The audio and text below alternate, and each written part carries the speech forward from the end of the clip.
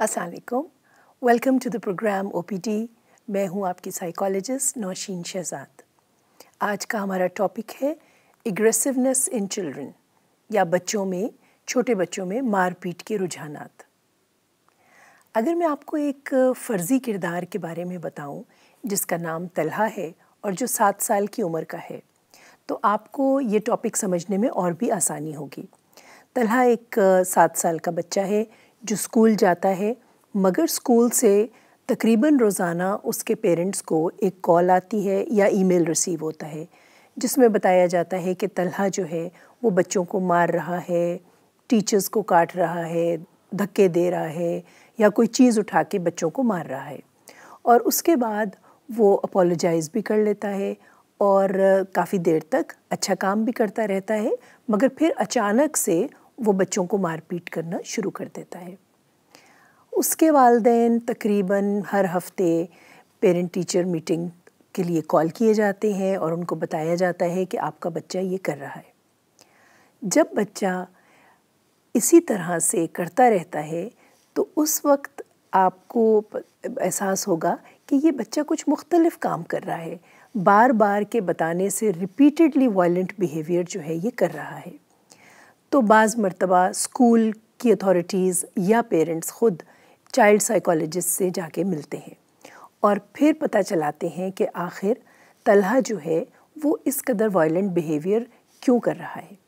Child psychologist उसका मुआयना करती है, उसके कुछ टेस्ट्स करती है और उसके बाद प्ले थेरेपी के बाद पता चलता है कि तकरीबन चंद महीनों में अब बच्चा अच्छा रवैया शो कर रहा है।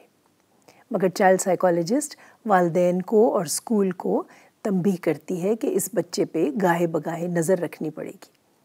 बच्चे को जब गुस्सा आता है तो गुस्से में उसका जो पहला अमल है वो ये हो सकता है कि वो साथ बैठे हुए बच्चे को मार दे। इसको हम कहते हैं आउटवर्ड गुस्सा करना। बाज़ बच्चे तलहा की तरह दूसरे बच्चों को नहीं मारेंगे, बल्कि वो क्या करेंगे कि वो ख़ुद से अपने ऊपर गुस्सा उतारेंगे। तीसरी क्या सूरत है कि बच्चा अपने गुस्से का इजहार करेगा? तीसरी सूरत ये है कि बच्चा बिल्कुल माहौल से कट के अलग हो जाए, अलूफ़ होके बैठ जाए, किसी से बात ना करे, सबको इग्नोर करे।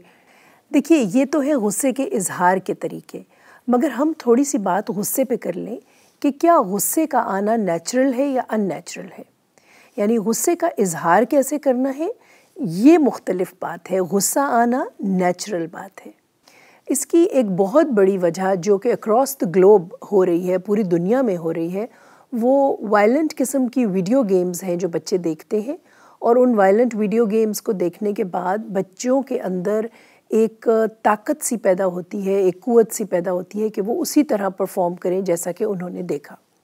इसी तरह बच्चों का खेल के मैदानों में न जाना और सारा वक्त घरों के अंदर बंद होके बैठे रहना, ये भी एंगर को एक जन्म देता है और उस एंगर का इजहार जो है वायलेंट तरीके से बच्चा जाके स्कूल में कर सकता है या हमसायों में कर सकता है। इसके अलावा जो बहुत बड़ा कॉज़ है जो आजकल बहुत ज़्यादा बढ़ रहा है और स्कूल्स में रिपोर्ट हो रहा है, घरों में रिपोर्ट हो रहा है और साइकोलॉजिस्ट के पास रिपोर्ट हो रहा है, वो ये है कि माँ बाप का आपस में लड़ना और आपस में इस तरह से लड़ना कि वो न सिर्फ ये है कि वर्बली लड़ रहे हैं, कुछ आपस में गलत किस्म के डायलॉग्स बोल रहे हैं, बल्कि वो ज़ोर आजमाई भी कर रहे हैं, एक दूसरे को मार रहे हैं या कोई चीज़ उठा के एक दूसरे पर फेंक रहे हैं और बच्चा ये सब कुछ विटनेस कर रहा है, देख रहा है। गुस्से का इजहार का मतलब ये है कि वो एनर्जी जो बिल्डअप हो गई है गुस्से की शक्ल में, जो कि चाह रही है कि उसको एक एग्रेसिव प्लेटफॉर्म मिले जहाँ वो ज़ाहिर हो और लोगों को नज़र आए और उस बच्चे को ये पता चले कि मैं बहुत बड़ा हूँ और मैं ताकतवर हूँ और मैं ये गुस्सा निकाल सकता हूँ। तो बच्चों को मिट्टी से खेलने का मौका दीजिए, बच्चों को ऐसी गेम्स खेलने का मौका दीजिए, मसलन बैडमिंटन, क्रिकेट, टेबल टेनिस, जिससे कि बच्चे को अपने गुस्से को, अपनी ताकत को निकालने के मौके मौजूद हों। बहुत से बच्चे होते हैं, उनको अगर वालिदैन समझदार होते हैं तो नन्हे नन्हे काम दे देते हैं घर के। मसलन कपड़े बहुत से आप उतार के लाए हैं रस्सी से, तो बच्चे को फ़ोल्डिंग का काम दे दें। अब वो जैसा भी फ़ोल्ड करे, आप उस पे तनकीद मत करें। देखिए, बच्चों को गुस्से में आना चाहिए, क्योंकि गुस्सा एक ऐसी चीज़ है जो नेचुरल है, मगर उसका इज़हार सही तरीके से होना चाहिए। ये सही तरीका वालिदैन को और असातिज़ा को मालूम होना चाहिए, बिकॉज़ अगर आप बच्चे को बचपन से ही उसका गुस्से को शुतरे बेमुहार की तरह छोड़ देंगे, या उसको आप ज़्यादा तवज्जो नहीं देंगे कि वक्त के साथ ठीक हो जाएगा, तो वो वक्त के साथ ठीक नहीं होगा, बल्कि वक्त के साथ साथ बढ़ता चला जाएगा। अभी हम एक कॉल रिसीव करते हैं और उसके बाद अपना प्रोग्राम कंटिन्यू करते हैं। जी, welcome to the programme OPD. अस्सलाम वालेकुम डॉक्टर साहब। वालेकुम अस्सलाम। डॉक्टर साहब, मैं फरहत बात कर रहा था जी। ये डॉक्टर साहब, मुझे ये मालूम करना था, मेरा बच्चा है तकरीबन 8 साल के करीब उसकी उम्र है जी। लेकिन वो ऐसा जिद करता है, मुख्तलिफ चीज़ों में बात बात पे जिद करना, शोर मचाना, मतलब कोई चीज़ ना दें तो उससे गुस्सा करना। जैसे तो कुछ चीज़ दी, उन्होंने फेंक दी, गिरा दी, और ये समझ लीजिए कि जैसे आपकी बात ना माने, बच्चा नाराज हो, गुस्सा करे, तो इसकी क्या वजूहात हैं? हम पेरेंट्स होने के नाते किस तरह जो है बच्चे को समझा सकते हैं या उसको सिखा सकते हैं कि वो इस तरह की हरकत ना करे? अच्छा, ये बताइए कि क्या ये बहुत ज़्यादा करता है या कभी कभार करता है? ये समझ लीजिए कि दिन में कई एक मरतबा करते हैं, मतलब उसकी मर्जी की बात अगर आप करें जी तो ठीक है, उनकी चीज़ों को पूरा करें तो ठीक है। अदरवाइज हम चाहेंगे मिसाल के तौर पे बाहर ना जाए अकेले, साइकिल तेज ना चलाए, या इस तरह की कोई भी चीज होती है हम मना करते हैं, वो जिद करना शुरू कर देते हैं। ठीक। और रोना, मतलब वो समझिए कि रो रो के, अब माँ बाप होने के नाते हम यही समझते हैं कि उनकी जिद को पूरा कर दिया जाए, वो ज्यादा रोना गुस्सा ना करें। राइट, बस ठीक है। चलो, बेशक दिन में एक से ज्यादा मरतबा करते हैं। एक से ज़्यादा मरतबा करते हैं, ठीक है। गालिबन ऐसा हुआ होगा कि आप जब पहली मरतबा उसको ये एहसास हुआ कि जब उसने कोई चीज़ मांगी तो वालिदैन ने नहीं दी, उसने दोबारा मांगी, तीसरी दफ़ा मांगी, फिर इत्तेफाक से वो रोने लग गया और चिल्लाने लग गया, तो फिर भी नहीं दी। फिर जब वो बहुत ज़ोर से रोया तो माँ बाप ने फ़ौरन दे दी। तो बच्चे ने अपने जहन में एक एसोसिएशन बनाई, एक कॉम्बिनेशन बनाया कि अगर कोई चीज़ चाहिए हो तो बहुत ज़ोर से रोना चाहिए। अब ये बात है कि अगर तो वो चीज़ वाकई बच्चे के लिए नुकसानदेह है, मसलन बिजली में हाथ डाल रहा है या पंखे में हाथ डाल रहा है और आपने उसको मना किया, तो अब तो आप कभी भी उसको वो चीज़ नहीं देंगे, चाहे वो रोए या ना रोए, ठीक है।